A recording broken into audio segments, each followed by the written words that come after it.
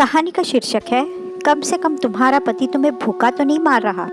माँ, मैं उस घर में दोबारा नहीं जाऊंगी। मुझे उस घर में दोबारा मत भेजो माँ।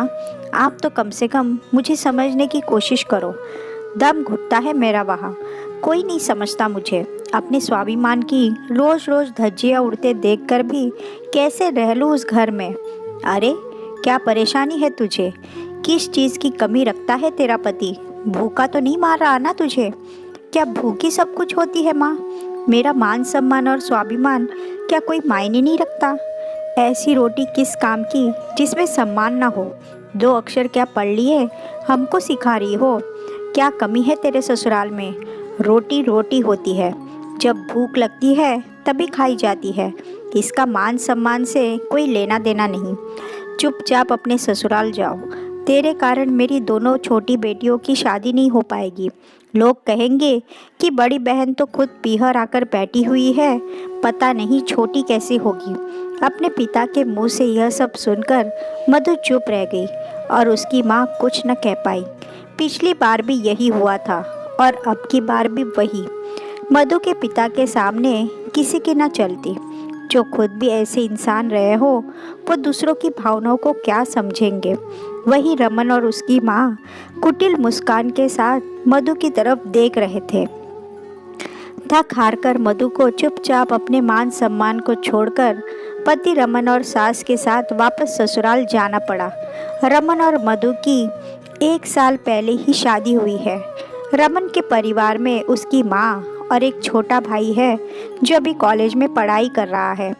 रमन अपने दिवंगत पिता के व्यापार को संभालता है और उसी की कमाई से पूरा घर खर्च चलता है।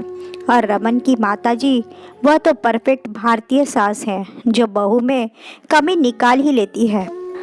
रमन अपनी जो भी कमाई है अपनी माँ के हाथों में लाकर रखता है, जिससे मधु को कोई परेशानी नहीं है। लेकिन समस्या यह है कि इसे छोटी छोटी ज़रूरतों के लिए भी तिरस्कृत कर दिया जाता है। उसे एक एक रुपए के लिए मोहताज कर रखा है। अभी पिछली बार की ही बात है। शादी के कुछ दिनों बाद मधु पीरियड से हो गई तो पैड्स खरीदने के लिए भी उसकी सासू माँ ने खर्चा देना उचित न समझा, बल्कि उसे पुराने कपड़ों में से कपड़ा फाड़कर दे दिया कि इसे इस्तेमाल करो। इन चीज़ों के लिए बेवजह का पैसा नहीं है मेरे पास। जब उसने रमन से कहा तो रमन ने भी यही जवाब दे दिया, जैसा माँ कह रही है वैसा कर लो। लेकिन रमन, कपड़ा हाइजीनिक नहीं होता है तो क्या बेवजह का खर्चा करे इन चीज़ों पर रमन, पैड्स इतने महंगे भी नहीं आते हैं। बस 100-150 रुपये ही लगेंगे। रहने दो, जो माँ कह रही है करो, नहीं तो अपने बाप से मांग लो। रमन से इस जवाब की उम्मीद नहीं थी उसे तो यकीन ही नहीं हो रहा था कि नई दुल्हन के साथ ऐसा व्यवहार हो सकता है।